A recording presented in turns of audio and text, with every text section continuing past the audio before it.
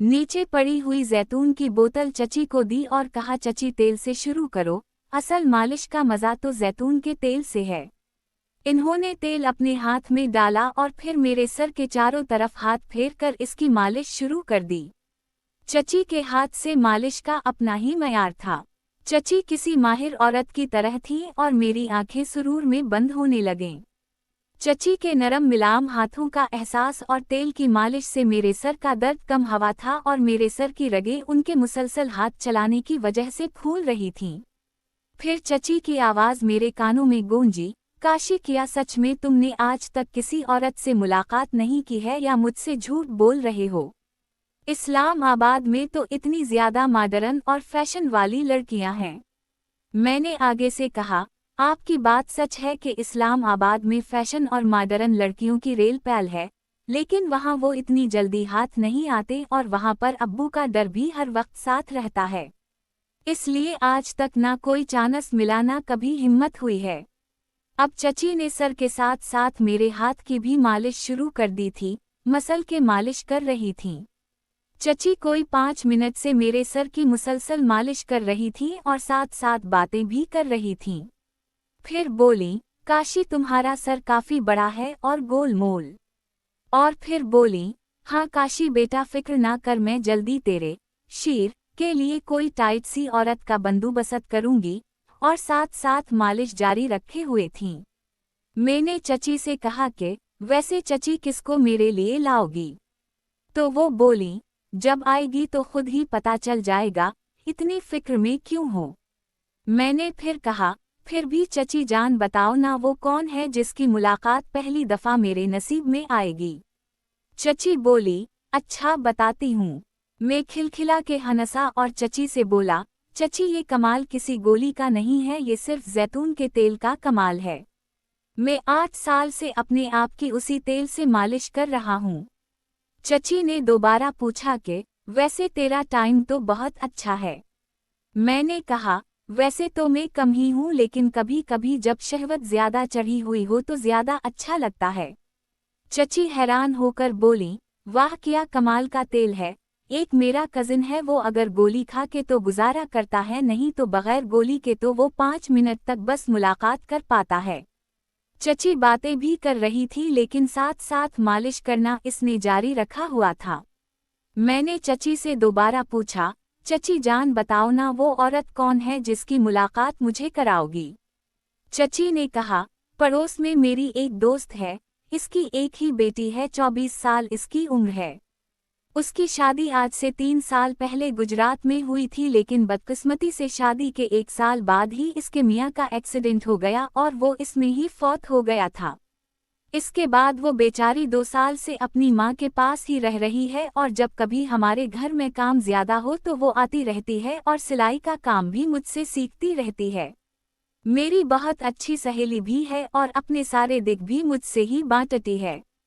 इस बेचारी ने भी अपने मियाँ के फौत होने के बाद से लेकर अब तक बहुत सब्र किया हुआ है, लेकिन वो तो मुझसे भी ज़्यादा जवान है और गरम लड़की है। मुझे बहुत दफ़ा कह चुकी है इंतज़ाम करो, लेकिन मैं उसको बहुत दफ़ा टाल चुकी हूँ कि मौका मिला तो तेरे लिए कुछ करूँगी। वो बेचारी काफ़ी टाइम से मेरे इस लारे में ही बैठी हुई है। मैंने चची से सवाल किया, चची इसको मेरे लिए राज़ी कैसे करोगी? ना मैंने उसको देखा हवा है और ना उसने मुझे देखा हवा है। चची बोली, इस बात की फिक्र तुम ना करो, वो अपनी हवस की आग में बहुत तेज है, उसको किसी भी मर्द की शदीद तलब है। वो बस यही चाहती है कि जो भी हो अपना बंदा हो, जो जब दिल करे प्यार भी दे और बाहर किसी के सामने बदनाम भी ना करे। सो वो तुम ही हो मेरी नज़र में, और जब मैंने उसको तुम्हारे मुताल्लिक़ एतमाद में कर देना है तो उसने राज़ी खुशी मुलाकात करनी है तुमसे। चची की बातें सुन के मेरे अंदर लड्डू फूट रहे थे। मेरी तरफ देखते हुए बोली, सच में तुम्हारा प्यार कमाल है। और नीचे अपने वाली जगह मुझे दिखाई और बोली, देखो तुम्हारी मालिश से मैं कितना पानी छोड़ चुकी हूँ। वो चारपाई से उठकर बाहर जाने लगी। जब दरवाजे तक पहुंची तो मैंने पीछे से पूछा, चची अपनी सहेली किस दिन बल्ला रही हो? वो पीछे मुड़ी और जरा सा मुस्कुराई और बोली, सब्र करो, सब्र का फल मीठा होता है। मैंने कहा, चची आपने प्यास और बढ़ा दी है, अब सब्र कहाँ से करूं? तो वो खिलखिला के हंसी और फिर बोली कि बच्चों को स्कूल से आने दो, जब वो दोपहर को सो जाएंगे तो मैं उनके घर जाऊंगी और कल का प्रोग्राम पक्का करवा दूंगी। अब तुम भी उठो और जाकर नहा लो और मैं भी नहा के खाना बनाने लगी हूँ। चची के कमरे से बाहर जाने के बाद मैं चारपाई से उतरा और अपने कपड़े पहने और कमरे से बाहर देखा। चची के अपने कमरे के अटैच बाथरूम में पानी गिरने की आवाज़ आ रही थी। मैं भी सहन में बने बाथरूम में घुस गया और नहाने लगा। कोई आधे घंटे बाद बाहर निकला तो देखा चची किचन में खाना पका रही थीं। मैं उसी कमरे में चला गया जहां मेरा बैग रखा हुआ था। बैग में से कपड़े निकालकर इस्त्री किए और पहनकर बाहर आया तो चची किचन में ही थीं। मैं सीधा टेलीविज़न वाले कमरे में आकर टेलीविज़न लगाकर इंडियन मूवी देखने लगा और पता ही नहीं चला काफ़ी टाइम गुजर गया। बाहर मरकजी दरवाजे पर घंटी बजी और मैंने खिड़की से देखा चची दरवाज़ा खोल रही थी और उनके बच्चे स्कूल से आ गए थे। बच्चे अंदर दाखिल हुए तो चची ने इनसे कहा, चलो बच्चों जल्दी से कपड़े बदल लो, मुंह हाथ धो लो, खाना तैयार है। फिर बच्चे कपड़े तब्दील करने चले गए और फिर चची वहां से सीधी टेलीविज़न वाले कमरे में आए और आकर बोली, काशी बेटा किचन में आकर खाने वाले बर्तन रखवा दो और आकर खाना भी खा लो। मैंने टेलीविज़न बंद किया और किचन में जाकर बर्तन उठाकर दस्तरख्वान पर रखने लगा और कुछ देर बाद बच्चे और दादी भी अपने कमरे से निकलकर वहां आ गईं और फिर सबने मिलकर खाना खाया। खाना खाकर मैंने बर्तन किचन में रख दिए और हाथ धोकर दोबारा टेलीविज़न वाले कमरे में आकर टेलीविज़न लगाकर बैठ गया और बच्चे भी खाना खाकर चची के साथ वाले रूम में सोने के लिए चले गए और दादी भी अपने कमरे में आराम करने चली गईं। कुछ देर बाद मैंने देखा चची किचन का काम खत्म करके अपने कमरे की तरफ चली गईं और मैं टेलीविज़न पर फिल्म देखने में मशगूल हो गया। कोई आधे घंटे के बाद मैंने देखा कि चची अपने कमरे से निकलकर टेलीविज़न वाले कमरे में आए और बोली, काशी में मोहल्ले में पड़ोसी के यहाँ जा रही हूँ, थोड़ी देर बाद आ जाऊंगी, तुम अंदर से दरवाज़ा बंद कर लो और साथ ही मुझे समाल मार दी। मैंने कहा, जी ठीक है चची जान, और वो मेरे आगे आगे चलती हुई घर से बाहर चली गईं। मैंने दरवाज़ा अंदर से बंद कर दिया और दोबारा टेलीविज़न वाले कमरे में आकर टेलीविज़न देखने लगा।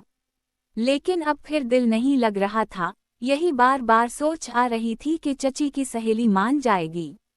अगर वो मान जाएगी तो मेरा तो पहला तजुर्बा है, कैसे करूँगा? लेकिन अंदर ही अंदर लड्डू भी फूट रहे थे कि जिंदगी में पहली दफ़ा मेरा प्यार भी एक प्यार चखेगा। मैं इन्हीं सोचों में डूबा हुआ था और पता ही नहीं चला 1 घंटे से ज़्यादा का टाइम गुजर गया और मैंने टाइम देखा तो 5 बजने में 10 मिनट बाकी थे और 5 बजे तो चचा भी घर आ जाते हैं। लेकिन चची अभी तक नहीं आई थीं। ये सोच रहा था कि बाहर घंटी बजी। मैं फौरन उठा और जाकर दरवाज़ा खोला तो सामने चची ही थीं। वो जल्दी से अंदर आ गईं और सीधा अपने कमरे में चली गईं और मैंने दरवाज़ा बंद किया और चची के कमरे की तरफ चल पड़ा। अभी मैं चची के कमरे के दरवाजे पर ही पहुंचा था कि दोबारा घंटी बजी। मैं फिर दरवाजे की तरफ लपका और दरवाज़ा खोला तो अब की बार चचा थे। मैंने उनको देखा और सलाम किया। वो जवाब देकर अपनी मोटर बाइक अंदर ले आए और सहन में शेड के नीचे खड़ी कर दी और फिर अपना ऑफिस बैग लेकर अपने कमरे में चले गए। मैंने अब चची के कमरे की तरफ जाना मुनासिब नहीं समझा और दोबारा टेलीविज़न वाले कमरे में आकर टेलीविज़न लगाकर बैठ गया। कोई आधे घंटे के बाद चचा भी कपड़े बदलकर नहा धोकर टेलीविज़न वाले कमरे में आ गए। मैंने रिमोट उनको दे दिया। इन्होंने न्यूज़ वाला चैनल लगा लिया और टेलीविज़न देखने लगे। मैंने दोबारा चची को किचन की तरफ जाते हुए देखा लेकिन मैंने अपनी जगह ही बैठे रहना बेहतर समझा और कुछ देर बाद चची चाय के 2 कप लेकर टेलीविज़न वाले कमरे में आए और चचा को सलाम किया और फिर हम दोनों को चाय देकर बाहर चली गईं। और फिर इस दिन रात सोने तक मेरी चची से कोई बात ना हो सकी और सब खाना खाकर रोज़मर्रा के मामूल की तरह रात को सो गए और मैं भी छत पर अपनी चारपाई पर सो गया। अगली सुबह में किसी के जगाने से पहले ही उठ गया था क्योंकि मुझे पता था आज मेरी किस्मत खलने वाली है और मैं उठकर सीधा नीचे बाथरूम की तरफ जाने लगा।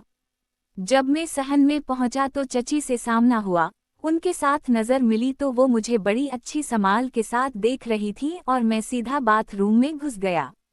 नहा धो कर मैं बाहर निकल आया तो सब लोग दस्तरख्वान पर बैठे हुए थे। मैं भी उनके साथ बैठकर नाश्ता करने लगा और नाश्ते के बाद सब अपने अपने कामों पर चल निकले। मैं भी नाश्ता करके टेलीविजन वाले कमरे में जाकर टेलीविजन देखने लगा।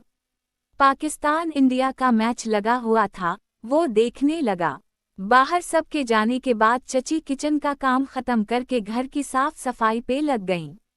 तकरीबन 11 बजे का टाइम हो गया था जब चची आखिर में टेलीविजन वाले कमरे में सफाई के लिए आए और सफाई करने लगें। मैंने कुछ देर उनकी तरफ से किसी बात के शुरू करने का इंतजार किया लेकिन इन्होंने कोई बात नहीं की और अपने काम में लगी रहीं और फिर मैंने ही खामोशी को तोड़ा और चची को कहा, चची जान हम गरीबों का क्या सोचा है। चची ने पीछे मुड़कर देखा और बड़ी ही अच्छी संभाल देकर बोली कि ठंडा करके खाना सेखो, इतनी क्या जल्दी है। मैंने कहा, चची जान जल्दी तो होगी, आपने अपनी सहेली के प्यार का बता के मेरे जज्बात को और बढ़ा दिया है, अब कैसे काबू करूं उनको। चची ने मेरी बातें सुनी और बोली, हो जाएगा बच्चे हो जाएगा, थोड़ा हौसला रख, और दोबारा अपना काम करने लगें। और कुछ देर बाद अपना काम खत्म करके अपने कमरे की तरफ चली गईं। मैं बस चची का जवाब सुनकर थोड़ा मायूस होकर दोबारा टेलीविजन देखने लगा। जब तकरीबन 11:15, 11:45 का टाइम हुआ तो चची मेरे कमरे में दोबारा आईं और आकर बोली, चल भतीजे तैयार हो जा, थोड़ी देर में मेरी सहेली आ रही है। तुम ऐसा करो मेरे कमरे में जाकर इंतजार करो, मैं उसको लेकर वहाँ ही आऊंगी। मैं तो ये सुनकर खुशी से झूमने लगा और टेलीविजन बंद करके सीधा चची के बेडरूम में जाकर उनके डबल बेड पर जाकर बैठ गया और इंतजार करने लगा।